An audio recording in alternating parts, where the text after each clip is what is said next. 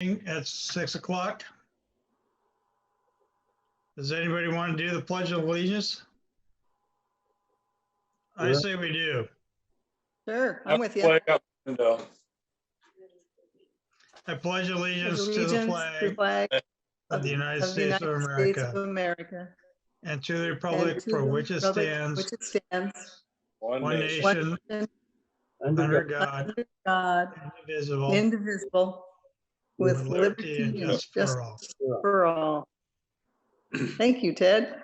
You're welcome. So we have the consent agenda items, and I'm sorry, I'm working off two small screens. But the approval of the regular minutes of April 6th, 2020. Do we have a motion to approve? Oh, there we So go. move. So Second. move. All in favor? Aye. Aye. Aye. Okay, dokes, the minutes are approved. So action items. Hold on, Ted. I just realized I hadn't had it recording. Could we do the motion and everything again, just so we have it? Absolutely. I move that we accept the regular meeting minutes of April 6th, 2020. I second. All in favor? Aye. Motion to approve. So we'll go to the action items. All right, I am so sorry. I can read these, Ted, because I have it in front of me if you want. If you would like, that'd be wonderful. Or Sure. You got it. Well, I've got them here. Okay. I move that we accept the general fund vouchers for $9,880.24 and the payroll vouchers for $14,515.25 and the water fund vouchers for $67.38. Second.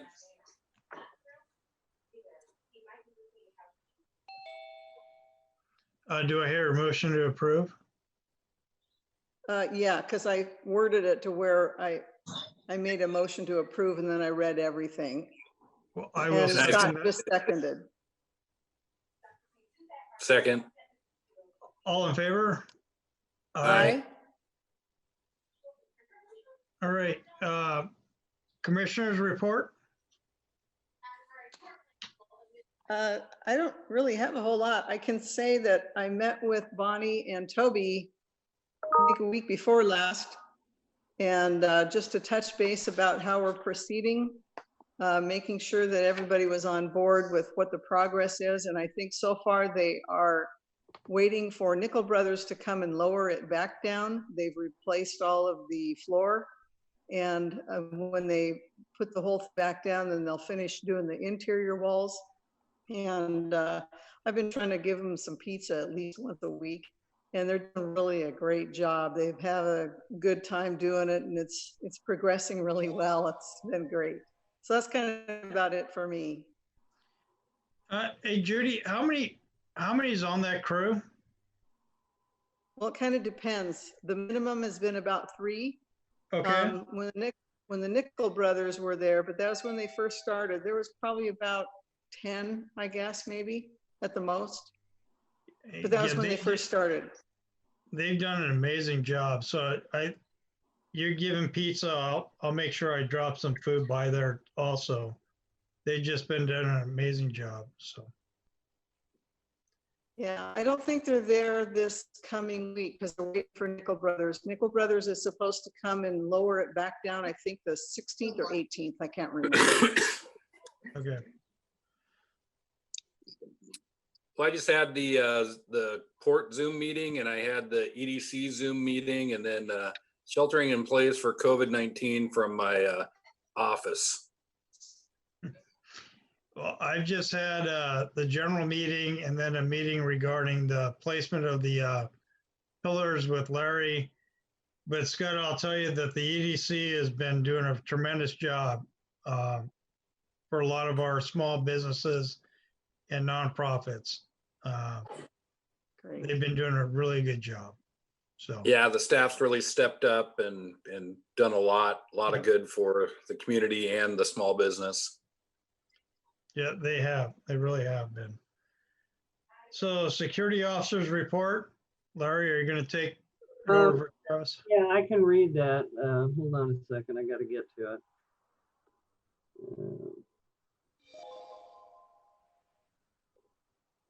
I'll swear next month we need to do this in golf carts, or because this video stuff doesn't work for me. Okay, upon arrival, Mason County Sheriff had a vehicle pulled over at the waterfront. After waiting for the officer to finish up with the occupants, I asked the officer what the issue was. He then replied that the driver needed to wait a while before driving. I then proceeded to tell the officer I would also talk to the vehicle occupants and remind them to respect the park during their stay. Being that Mason County Sheriff was giving them a pass, I hardly felt I could really push them to do more than they'd already decided was a non-issue. With the fact we're still waiting for the Sheriff Department to sign off on any type of criminalization of our marina use rules, rocking this boat would seem counterproductive. I do have reservations with this policy due to the fact it was obviously they were giving a pass on it. They were giving a pass to a criminal offense on Port of Allyn property. What good are the laws set forth if they're not uniformly enforced? This is a perfect opportunity for the Mason County Sheriff to have curated revenue through fining said individuals with Port of Allyn's marine rules if they were criminalized. Because it was obvious after talking to the person in question, there was some under the influence issues that should have been addressed. These individuals are peaceful and respectful people. All three I know personally, Brendan and his wife Brenna and their longtime friend Corey, that the port would never have any issue with, but all of which is beside the point. I guess I expected more from local law enforcement. There must be a better way that need to wait for a while before driving to cause repercussions for lawless behavior. So. Commissioner Scott or Commissioner Cooper, do you have any opinions on what I have something I need to say? Please do. I'm very disappointed in our deputies and not taking action. When you have an intoxicated person on either it's public property, they need to take action. This is the first I heard about this, but it's been consistent throughout the county during the last month, and that intoxicated people have been let go just because they don't want to book them into the county jail. And I believe that we need to step up and say this is not acceptable. So I understand people are going through their troubles and tribulations, but when it comes to driving intoxicated and coming into our port property, I expect some action to be taken. If it was one of my fish and wildlife officers or one of my city officers, we don't let those folks go. You just don't. So the liability after you touch them and leave them is too high. So I'd like to get a little bit more out of Travis. It doesn't have to be in a public meeting. I'd like to get a little bit more out of Travis and talk to the Sheriff's Department about this. So Yeah, Travis, That'd be great. yeah, he's pretty upset. I can imagine I would be very upset if I was in his shoes also. Ted, I trust you to do the right thing. Yeah, Yeah. I agree. Thank you, Ted. Thank you. Yeah. All right. Vouchers are done. Executive Director's report. All right, financial issues. Last month, I had concern about us being able to completely meet our obligations until we received our property tax collections, but it appears we're going to be okay.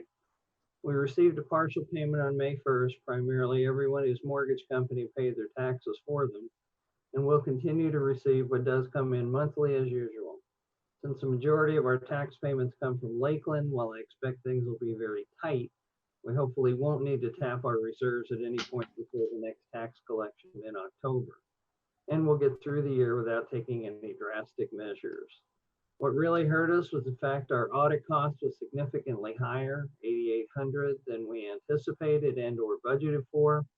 And the treasurer unexpectedly and with no prior notice withdrew $7,500 directly from our account for election costs, even though we only had one unopposed commission seat up for election.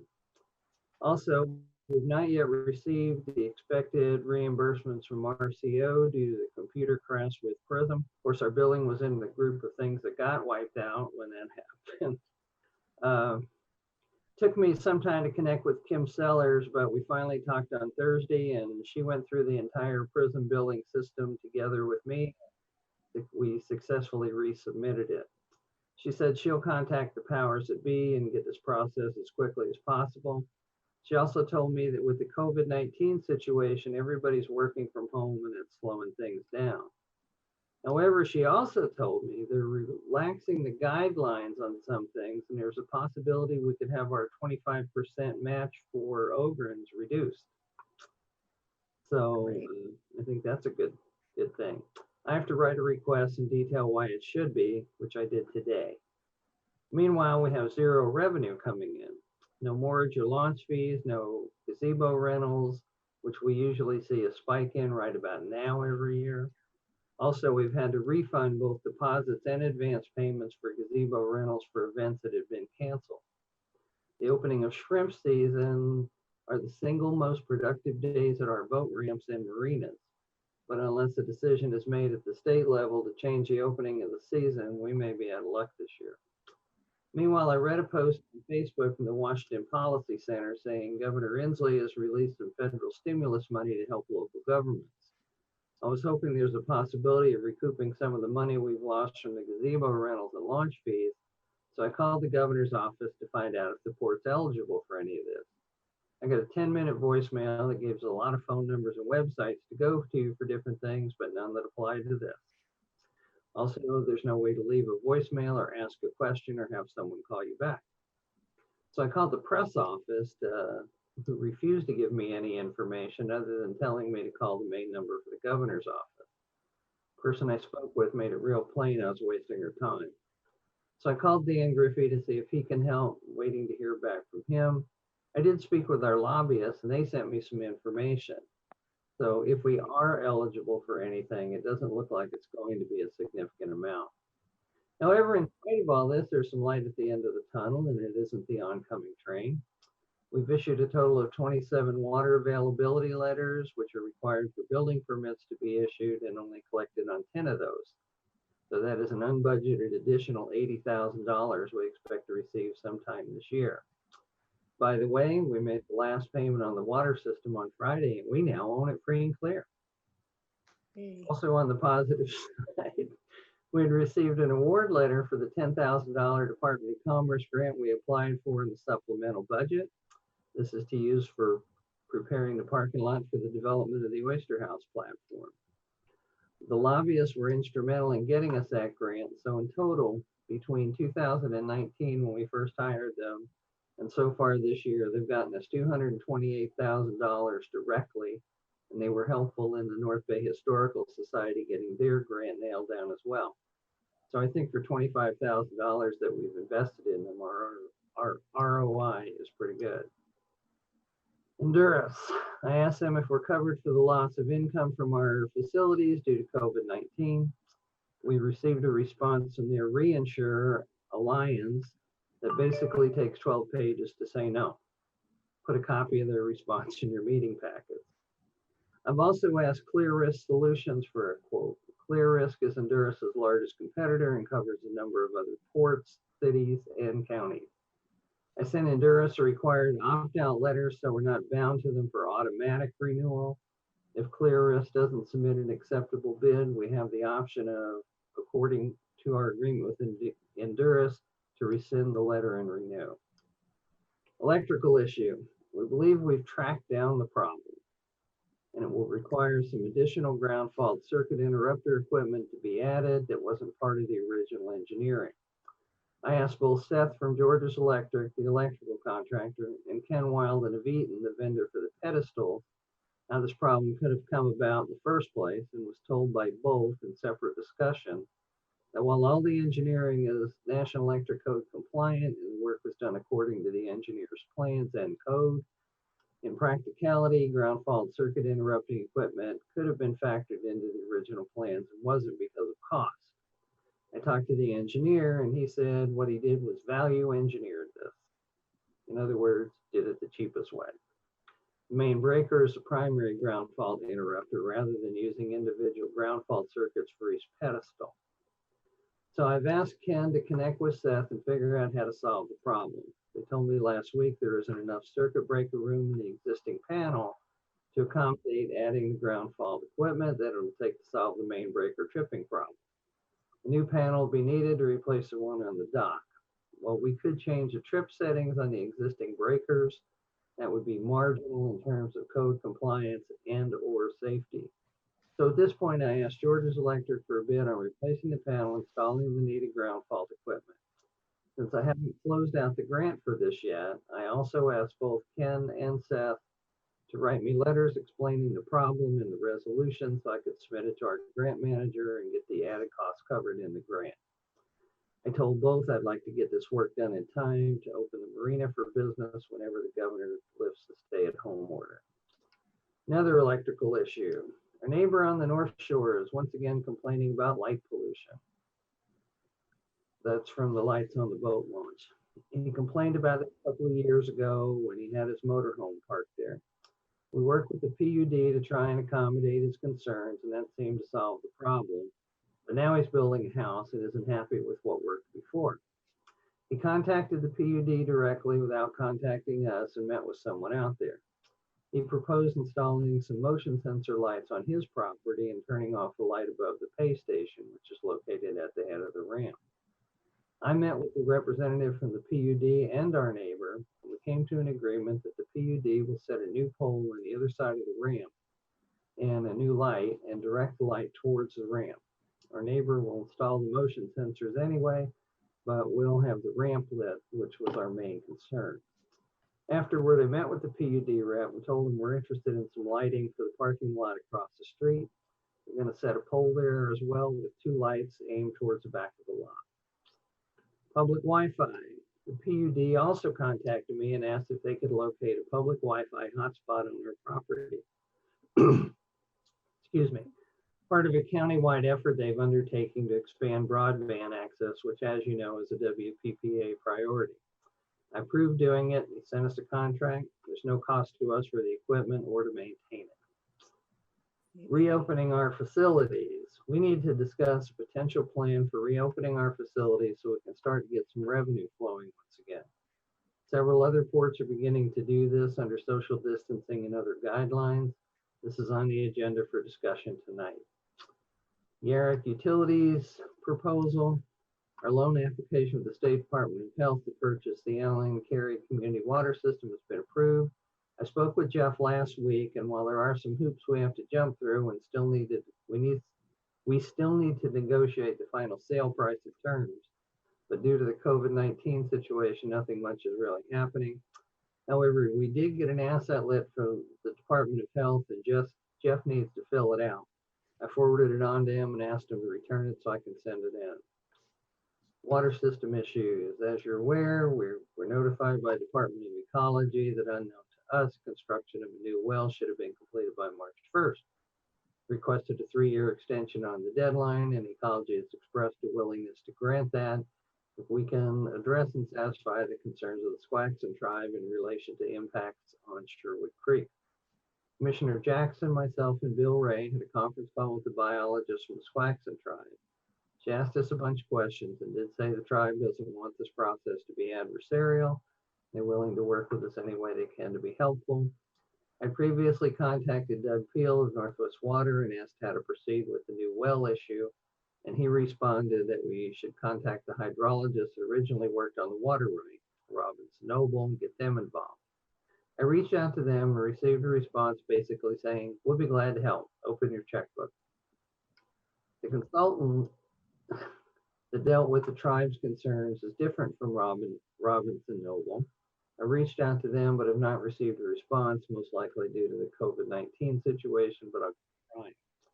At this point, we continue to explore our options moving forward. I reached out to Kathleen Barantis, but she told me there's no grant money available for drilling new wells, suggested we look in the Public Works Trust Fund.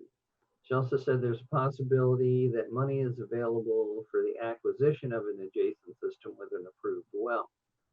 One possibility is to expand the Allyn Carey water system well, but get someone to look into this.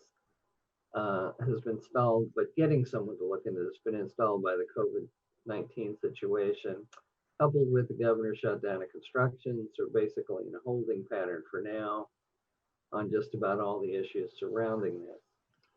Security issues, as you know, we've been discussing installing high resolution remote cameras at the park as well as at the Hood Canal Boat Launch and Marina.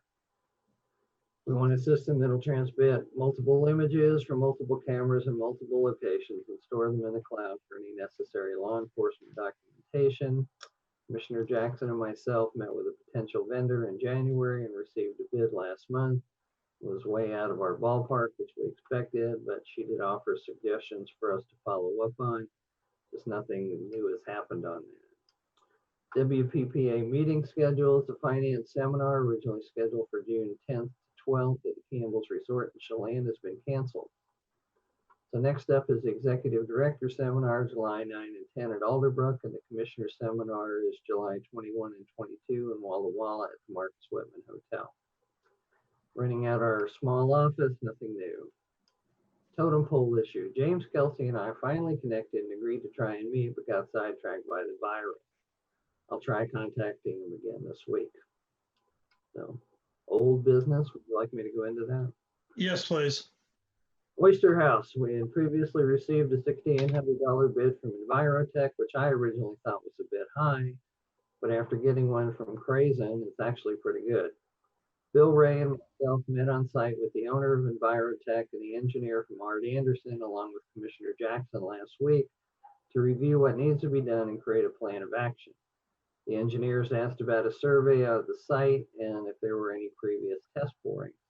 I reached out to Bonnie Knight since if there are, they predate me. What I found out is the old launch ramp was constructed in 1983 and the well in 1988. She wasn't sure, but thought there were drawings for both. However, we looked and didn't find any. So all that stuff may have been sent down to the state archives when we sent that massive material down here about 3 years ago. If so, we'll need to send a request for it, but have no idea how long it may take. Test borings are included in the Envirotech bid, and we need to get a survey done. The grant will cover the cost of both. Once the design work is finished and the geotech report is done, we can proceed with the Army Corps of Engineers permit. Once we have that, we can begin the demolition, although because of the fish window, we have to wait until July. Aside from getting these things ready to roll, we're being in a holding pattern until we get the work done in the Army Corps permit. Sweetwater Park, we're ready to close on this. The cost for the title commitment was included in the vouchers you approved. Once we forward the check, all we need are the final signatures and it's ours. We should be looking at security options for this to keep people out. I'll bring some options and costs back to you next month. Staging area development, nothing new to report on this. I did turn in about $6,200 worth of reimbursement, but since only 75% will be reimbursed, we'll see a little over $4,800. However, as noted above, the entire Prism system at RCO went down along with the backup server, so we resubmitted on Thursday. I've also begun looking for consultants to determine the amount of mitigation we need to do for things like hazardous materials, but like everything else, because of COVID-19, this is in slow motion. All Ports meeting, the April 27th Kitsap All Ports meeting was canceled, and the next one will be scheduled is still somewhat up in the air. Any of you are welcome to attend, as commissioners are usually there as well. Transient Moorage expansion project, other than the electrical issue I reported on early, this project is essentially complete. Be submitting some additional reimbursements and had previously submitted a scope of work amendment to our grant manager at Commerce to deal with the fire issue. And that was approved, but since we're not gonna move forward with that for the time being, I'm gonna keep the grant open until a final decision has been made on how we're gonna proceed, if at all. Criminalization of marina rules, once we get the cameras in place, we can move forward. Until then, we're in a holding pattern. That's my report. Thank you very much, Larry. So all business has been taken care of. New business items, discussion of possibility of reopening port facilities. And Mr. O'Keefe, I see you on the screen. Is there anything you'd like to say before we move on to the new business items? Oh, it's good to be here. It's good to see you, Ted. The other folks, Yes. Yeah, we're trying to thanks, attend. thanks for being here. I'm sorry, what was that? Thanks for being here. Oh, it's good to be here. I mean, seriously, it's good to see you. It's a great opportunity. I mean, one of the weird things about this is you find out some things that weren't possible before are possible now. And one of them is we get to see each other over the internet in a way we never thought of in the past. So that's good. And it's good to be here. We are watching or sitting in on commission meetings all over the state. And it's a great way for us to hear. And when we talk to each other, we sort of share themes. And that's how we've been putting the agendas together for our Tuesday meetings, is based on what we've picked up from folks, who are trying to figure out, well, what are we going to do with our public meetings, or what's happening with marinas? So it's been good. It's good to be here. And I hope if there's stuff that we can do that you'll let us know, because that's our job. I'm sorry about the meetings being canceled. I know it's hard on us not to do that. So I'm sorry that we've had to do it. I know I speak for the other commissioners, and we appreciate you being here. Thank you very much. Yeah. Yeah, So, Great. discussion of possibility of reopening port facilities. As ED, do we need to do a 3-phase plan, Larry? Well, yeah, I think we do, because I don't see any problem with opening the launch ramps and the marina. And I know that some of the other ports are opening their marinas and launch ramps. And the state is loosening up the rules about state parks. I think they start to open this week. So I don't see any real problem with that. We had left them open anyway, but weren't charging for them. I think we should start charging again. So the gazebo, that's another story. I'm not real sure how we ought to proceed, because most of the bookings that we have are for weddings. We have the Memorial Day thing, and I don't know if that's going to happen or it isn't. The big event with all the veterans every year. Because I haven't heard anything, and I kind of think maybe Ina's waiting to see what's going to happen here. But we're going to do a budget adjustment here in June or July, and I think we can pretty much kiss off all the gazebo revenue that we had put in the budget. Same thing with most of the launch room stuff. Although I'm getting calls every day from people that want to launch, and I've issued a couple of annual passes, and I had 2 calls about annual passes. So I don't know. But How about if we were to just do mirror, and Scott and Judy, you could chime in. How about if we were to mirror what the state is doing, the governor's 3 phases in opening up, and just mirror that. I don't think we have any way to clean our stations after anybody's gone through there. And I don't think we want to do that. I'd prefer that if I were to punch in my number, punch in my credit card to go launch my boat, I'd clean before or after. But I don't need it. I don't think we need to provide supplies out there. maybe I'm just being a little small about this, but we're not going to have a shrimp season. So I heard that from the Fish and Wildlife guys this week. So we're going to lose revenue there. But I do think we need to open up our pay stations to start collecting money. I would agree with that. Sooner the better, as soon I as we're agree. allowed. We should probably have some signage out there to let people know that the charges are back on, and maybe get Travis out there a couple busy weekends because you know how hard we work to get the mindset that North Shore launch was free. Now we made it free. We might have to rework that again because people are going to say, oh, I thought it was free, just like they did for 10 years before. Yeah, good point. Thank you, Scott. Yep, I agree. Well, we could buy a box of rubber gloves for each place too for those things. I mean, they don't cost that much. I'm concerned, Larry. I was helping out the North Mason Food Bank this afternoon, and they're going to just disappear. I would just put a sign up there saying, hey, wipe it down. Whether it's by diaper wipes or whatever, just wipe down the screen before you type in your information.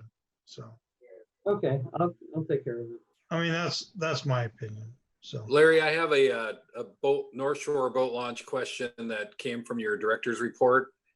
Do you think if we put some lights on the opposite side of the street that it's going to bother the neighbors? No, because there's no neighbors that it's going to shine on.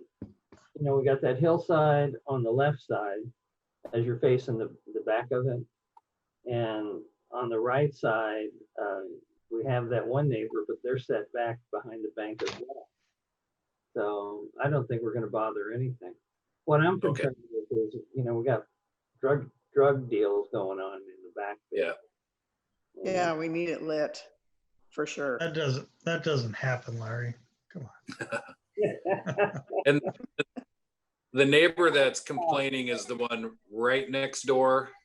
And did you say he's going to build a house there? Yeah, but it's shining away from him. But it's the one with the motorhome and the boat and the wrought iron, and he picked the fence on our side. Yeah, That one. that guy, yeah. Because I was thinking we should still look at trying to get that property, but if he builds a house on it, that's going to be, Yeah, we're done. yeah, we can't. Yep. Is that on the right side of the, As you're looking at the water, it's the one on the right. You got Earl is on the left. and okay. guy Yeah. on the- And there's somebody talking about building up on that side there, on the right side of the boat ramp. Yeah, that's Yeah. what we're talking about. He's gonna have the house fairly close to the water, Okay.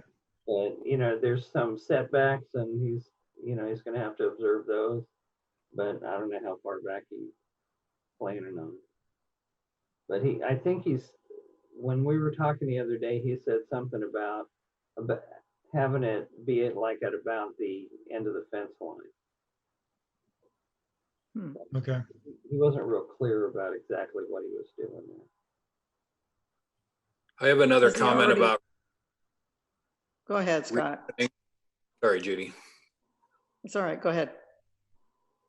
I have another comment about reopening our facilities. The office building, if we could do some sort of a phased approach, getting into that, maybe a couple days a week. Larry comes in, the other 2 days comes in, and talking about getting Dawn back to work. Don never has stopped working. Oh, okay, You know, good. he works by himself. So, Yeah, I mean, being outside is probably, and what I had him doing is I told him if you have any like long-term projects, this would be a good time to do them. So yeah. he's been working on a couple of different things as time went on. The Yeah, only great. thing I have a concern about there is reopening the bathrooms. Right. I think maybe for the time being, we just want to leave those porta potties there. Sounds good. Yeah, I would agree with that. We changed porta potty vendors also.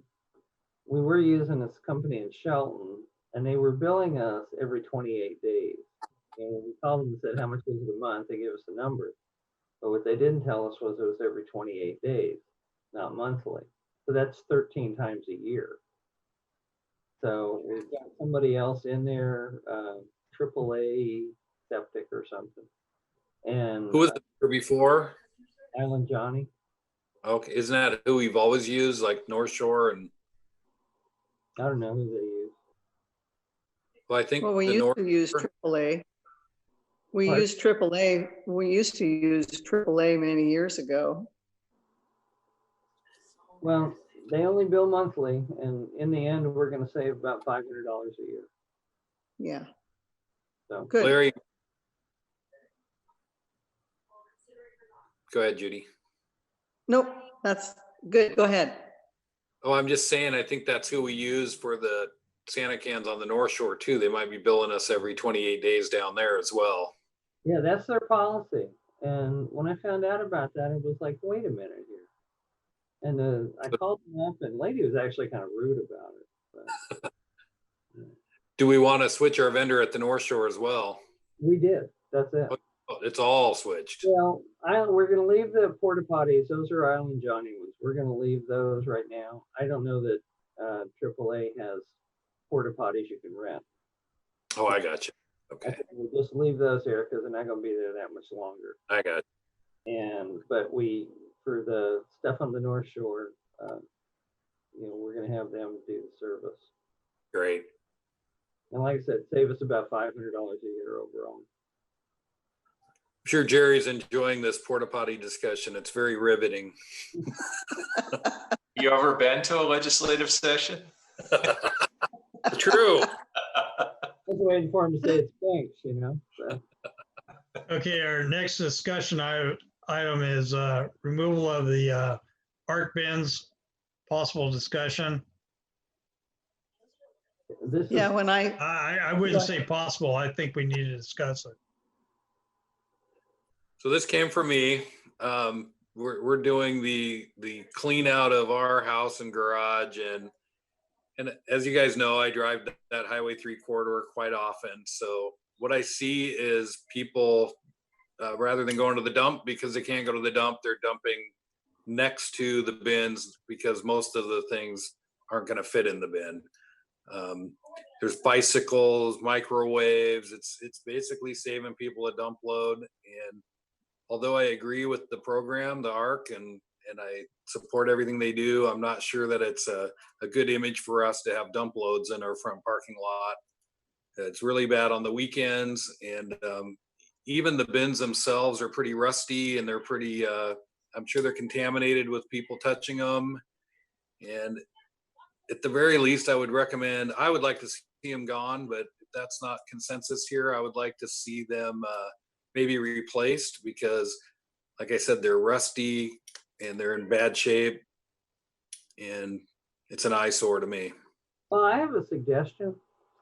Maybe what we should do is just have them remove them for now until all this is over. And that'll eliminate, getting junk piled up there. And once the dumps reopen again, then maybe have them come back. I talked to Chris Tibbs about it, and he told me that they're having that problem everywhere. I'm sure. And I told him, we can't have this. So he's been having somebody out there cleaning them up twice a week, but they're still a mess. I mean, I think Yeah, the next day that they're not there, somebody's making a dump. yeah, yeah, I think you hit it on the head about it's become the new dump. So I think if we have to take them out when this is over, we could look at putting them back and see what happens. Yeah, Judy, do you have any comment? yeah, I think that's a good idea because when I drove by there too, I mean, there was a bunch of pile of stuff and I don't see this changing. So I would agree, have them remove it until after this is over and the dumps are open again. I would agree. I can't, I agree with every one of you. I think they need to be removed. And as somebody that collects stuff nowadays, people want to get rid of stuff. So I say we get rid of it.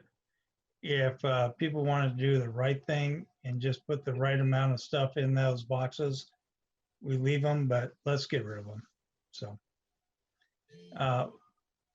Executive Director, I guess that's your call to get rid of those things for a few months. And I'll take care of it.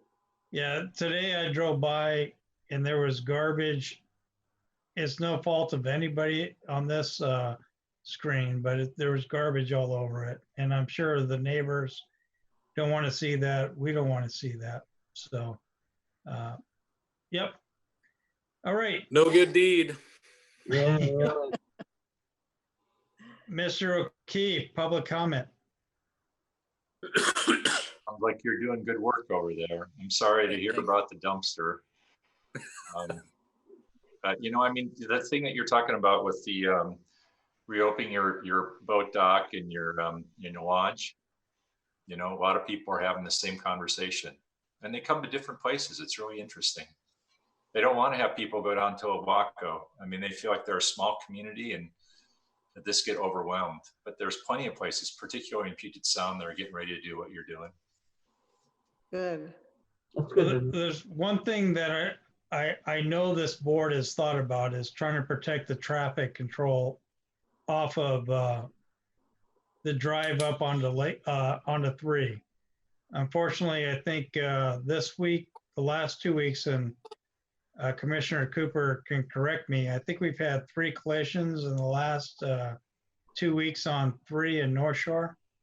But I'm trying to figure out a way to make sure the county understands and the state understands that we need to back off traffic from the church to Big Bubba's and keep that section open. So when people leave that drive, they have a clear sight up and down State Route 3. So It might be as Yeah. easy as calling WashDOT and just seeing if there's some kind of parking signage or barriers that they could put there, because you're right. Somebody stops, they want to cross the street, which is dangerous all of its own, to get a hamburger, but then people pulling out of the port property can't see the oncoming traffic because there's a car there or multiple cars there. Well, the other thing too is, you know, if you come up to the top of Drum Street and you look to the left, to the south, you can't see anything anyway until you're almost out in the road because of the, you know, what's going on at the church. Yeah, that's what I was saying too.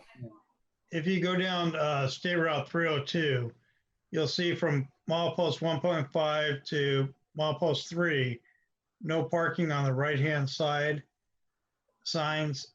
It just took a little bit of effort to get that stuff done. And that was all done because of the shellfish access there. But it didn't take much. I just had to go through the tribe and we can do it. It'd be pretty easy to back traffic off. So people that come up Drum Street, come out of Drum Street, have a little bit of visibility there. So We can contact the church, or Larry, you can, or I could talk to the church too, because it could be an unloading zone only, because they do own, you know, part of it. It's not just Highway 3. WashDOT could stop traffic, stop parking along a certain point, but then the church would have to step in and say loading and unloading only. And then the lot next door to them, that as well, whoever owns that. I'm not sure who owns that, but there's people that are there. Short-term parking, but as we all know, when it comes down to heavy traffic, it's people park up and down that road. So we could do that, Judy, with just short-term parking. No more than 15 minutes. Yeah. But then of course, what you got to do is try to enforce that. So, but Well, I call that Dave Smith at the county anyway about the reduction of the speed limit on North Shore by the boat launch. And I can talk to him about this at the same time. okay. Yeah, but that's a state highway. He doesn't, you know, he wouldn't be responsible for state. The county road on North Shore is owned by that county, but it'd be WashDOT. Well, if you don't know every state trooper has a project they have to do as a young state trooper. And if I were to get one of the young state troopers, which I could get the sergeant or the lieutenant, to just adopt this as a program, all I have to Sure. do is pull them out of Drum Street, take a look left and right. They understand it's a problem.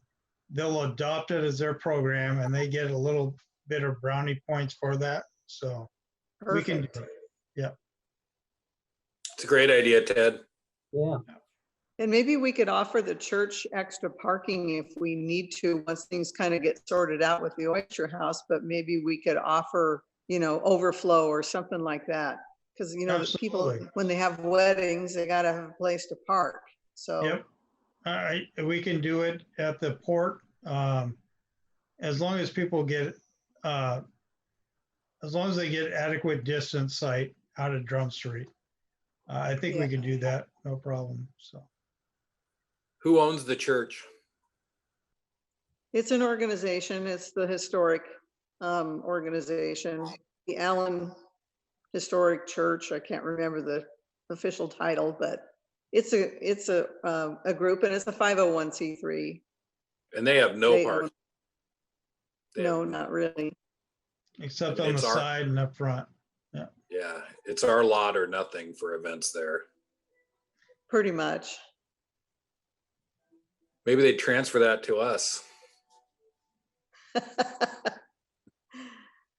I don't know. You sure you want it? Yeah, beautiful. It is. Look good in our portfolio. That's true.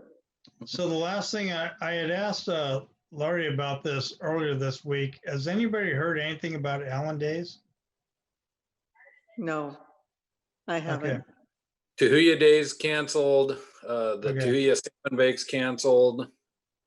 That And helps. It's just a lot of planning goes into these events and, Yeah. The Paulsbo canceled, Viking Fest, which is this month. I know I just can feel it. They're gonna cancel 3rd of July if this goes into June. And it has to do with planning. Spend a lot of time Right. planning this, getting vendors and lining things up. And then the governor says another 30 days. It's too much. It's just a Yeah. good year to cancel a lot of things, although it affects us financially, the fundraising part of it. Yep. yeah, the big Silverdale duck race was canceled. I'm Yeah. sorry, Larry. It looks like your ducks are coming into your palm trees over there. I think we're going to be canceling a lot. I think Lakeland Village Big's golf tournament's going to be canceled. And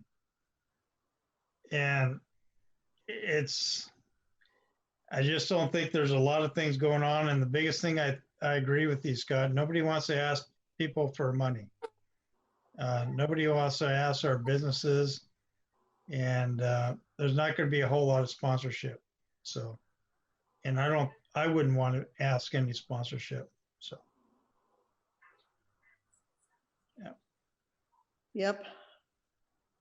I have one thing for good to the order when you're there, Ted. yes, sir.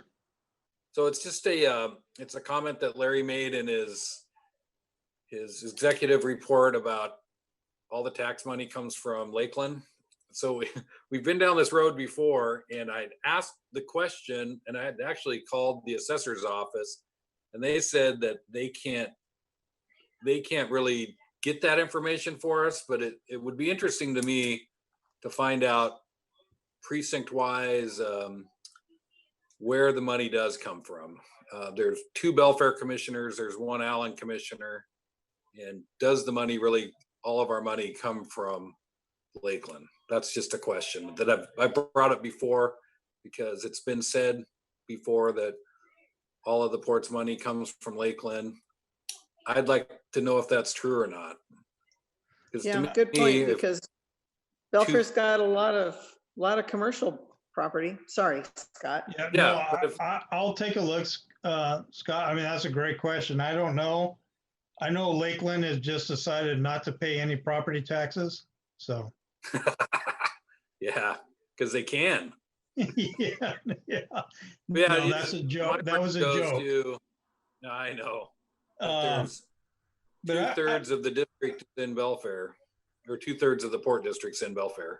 I don't think, personally, I don't think all the money comes from Lakeland. I mean, we have Victor, we have North Shore. We have a lot of money coming from a lot of places besides Lakeland Village, but I will look. I'll ask. Maybe we'll ask the treasurer, Larry. Well, I was gonna say, I don't think it all comes from Lakeland, and, you know, I didn't mean to give you that impression. Not literally all. Yeah, Lakeland has, what, 400 houses or something up there? Oh, no, 800. no. 800? We have about 1,400 houses. Okay, and they're all much higher valued houses than other parts of the district, and that's what I meant by that.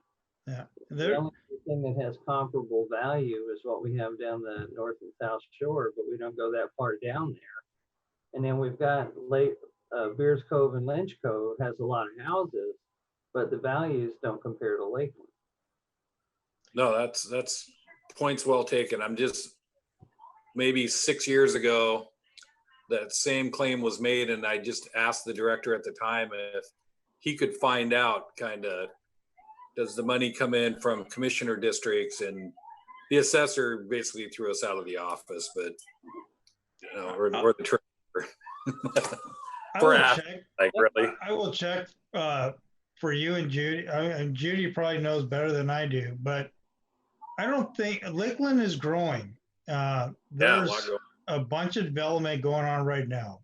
So, but at the same time, I think property-wise value, most people want to have water view or on the water, and Victor, North Shore, and 106 has a lot of value in those places. So even though Lakeland is growing and it's still growing, I don't think I probably would say, as a rough estimate, and I'll get the correct numbers, probably 65% of the north.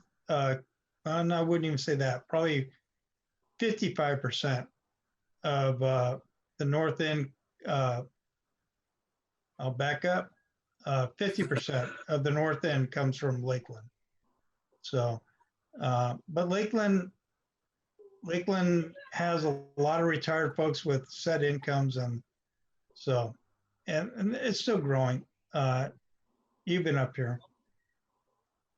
So anyways, I would like to do something else. Something I was thinking about is maybe we could have another commissioner's retreat when everything is settled down. We could all wear masks, and but I think we could do some, we have some other business that needs to be taken care of with regards to Sweetwater Park and some other stuff. It would be nice if we sat down and talked. We could advertise it. We could do it here in at the port. At your house? Oh, Yeah, we can do it here at the port, and so the public can be there. But it'd be nice to have a commissioner's so-called retreat, and just do it locally, save some money, and invite folks there, but have some public input. I know Sweetwater Park seems to still be an issue. And thank you, Larry, for all your work you've been doing. We really appreciate it. So Yeah, thank you. That's what you hired. Yeah, I would like a retreat. yeah, we get Big Bubba's or something. there you go. Yeah. Hey, what happened today at the North Shore, Scott? Oh, I'm sorry. A motion to adjourn. So moved. So moved. All second, I'm at. All approved? Aye. Aye.